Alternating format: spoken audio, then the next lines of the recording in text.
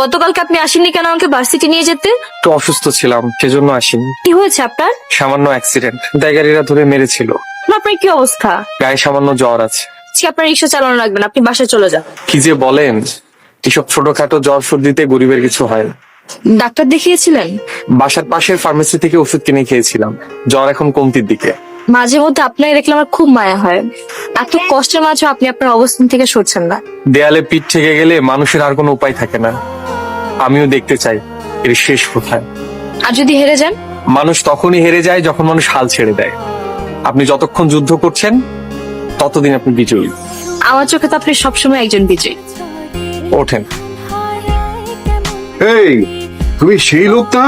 তোমাকে আমি কোথায় না খুঁজেছি।